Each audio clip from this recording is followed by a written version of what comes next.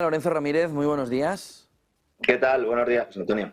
¿Cómo Bueno, estás? no sé cómo están viviendo las jornadas de los últimos días aquí en España, pero también las consecuencias económicas de esos pactos empiezan a superar, ¿no?, el territorio nacional, ¿no? Generar caos para imponer el orden, ¿no? Esto ya es muy viejo, es una de las grandes máximas y es lo que estamos viendo, ¿no? Primero las cargas policiales y luego al día El otro siguiente, día, pues. Lorenzo, y quería también preguntarte, al, Ujú, al entrar de esto, ahora que dices lo del caos, sobre que estaban utilizando a la gente. Me parece interesante que lo expliques. ujú. Sí, se utiliza a la gente, igual que sucedió en el caso del 15M, para luego fagocitar todo ese movimiento, impulsarlo y orientarlo hacia la reducción de libertades, ¿no? Lo que se pretendía era que hubiera pues altercados fuertes, se dio orden a la policía de intervenir para que efectivamente hubiera una contestación social mayor el día siguiente y luego en el día siguiente, es decir, ayer por la tarde, se infiltran miembros de las fuerzas y cuerpos de seguridad del Estado, algunos de la Cuesta de las Perdices, encapuchados para que no se les viera, y son precisamente los que montan más lío, los que montan más follón, para luego justificar que hay supuestamente una parte de la población que es antidemócrata y que por lo tanto pues es guerra civilista y que quiere imponer como sea lo que no han conseguido en las urnas, y esto pues facilita que luego pues se lleguen a pactos que son los realmente peligrosos, los que violan la Constitución. Esto es muy viejo, esto es una operación psicológica del libro y se utiliza a las personas que de buena voluntad pues van allí a protestar, y precisamente, bueno, pues esa infiltración, ¿no?, de miembros y fuerzas de seguridad del Estado, en muchos casos de los departamentos de inteligencia. No estoy hablando de algo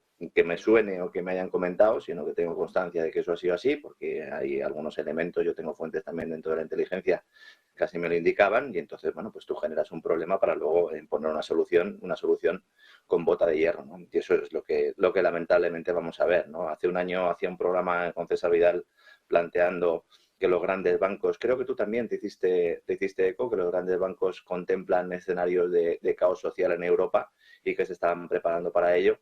Y bueno, pues vamos a ir viendo movimientos de este tipo que luego justifican acciones políticas liberticidas, ¿no? Lo tuvimos en el 11S, lo tuvimos en el 11M, ahora pues lo tenemos en una versión pues un poco distinta, pero al final lo que tenemos es eso, ¿no? Y veremos si finalmente pues lo utiliza el gobierno para justificar la reducción de libertades y para intentar apartar una parte de la población que evidentemente no está comulgando con las ideas del gobierno. En ese entorno nos decías, o que estábamos hablando cuando te he interrumpido, sobre las consecuencias, ¿no?, de esos pactos de Sánchez, ahora de Sí, 14 millones, pero esto va solo empezando. es que se ha puesto mucho el foco en el tema de un poco de los impuestos, de la prohibición de los vuelos cortos, que en realidad es un señuelo también, porque como ha sucedido en Francia, la limitación es muy reducida, porque están exentos aquellos vuelos nacionales que conecten con rutas internacionales, y en España las 5 grandes rutas con alternativas a la alta velocidad mantendrían, ¿no?, según la normativa, al alimentar a barajas de viajeros al exterior. Los que sí vuelan son los aviones llenos de inmigrantes irregulares desde Canarias, que eso no tienen ningún problema ni de cambio climático ni tampoco de limitación de ningún tipo, ¿no? Eso no tiene ningún tipo de problema. Pero volviendo un poco al pacto entre Sumar y el PSOE, las dos principales medidas tienen que ver con el mercado laboral y con la fiscalidad. Respecto al empleo, la idea es evitar que el paro aumente, maquillándolo, dificultando el despido, al mismo tiempo que se reduce la jornada laboral manteniendo el salario, lo cual esto pues, es un atentado flagrante contra una productividad que sigue cayendo, que sigue hundiéndose, y en ambos casos también esto supone un aumento del coste laboral que, en contra de lo que mucha gente piensa, y esto es una de las grandes claves, votantes de Sumar incluidos, no perjudica mucho a las grandes multinacionales del IBEX, sino a las pequeñas y medianas empresas que no pueden competir, que no pueden subir los salarios, que no pueden mantener esa fuerza laboral, que no pueden afrontar ese coste laboral y acabarán desapareciendo. Recordemos que el PSOE ya ha dicho además que subirá las cotizaciones sociales, el impuesto al empleo, que es otro clavo en el ataúd de las pymes. Y las compañías que no puedan trasladar estas alzas de costes a los precios desaparecerán. Y las que lo puedan hacer presionarán al alza sobre la inflación.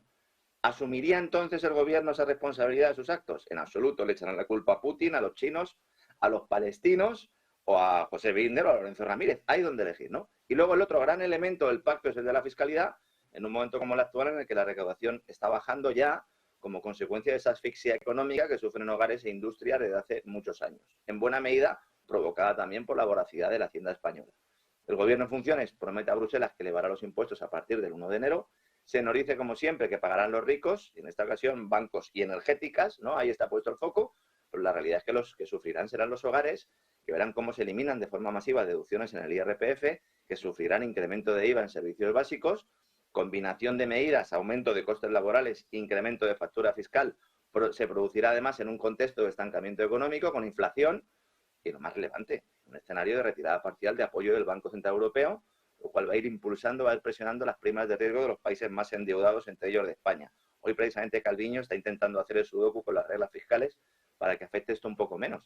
Bueno, es que el año que viene el pago en intereses alcanza el récord histórico de 40.000 millones de euros, debido a las ingentes emisiones de bonos, al repunte de tipos de interés. Entonces, cuando todo esto suceda, aquí nos dirán que la culpa la tiene Bruselas, la tiene Frankfurt, Berlín, y entonces vendrá el llanto, vendrá el crujir de dientes, los temidos recortes, se nos hablará de austeridad, cuando lo responsable y sostenible es hacer como en la fábula de la cigarra y de la hormiga. Hay que guardar en la época de vacas gordas y usar el excedente cuando llegue el invierno. Nosotros afrontamos el invierno sin ningún tipo de excedente, con un déficit. Entonces, claro, no tenemos de dónde sacar. En política económica esto al final no se hace y por eso los ajustes se producen en escenarios recesivos, que es la receta segura para el fracaso. ¿Por qué se hace entonces? Porque sirve para engañar a la población y a veces para ganar elecciones, aunque sea pactando con el diablo, como en el caso que estamos viendo ahora en España, José Antonio.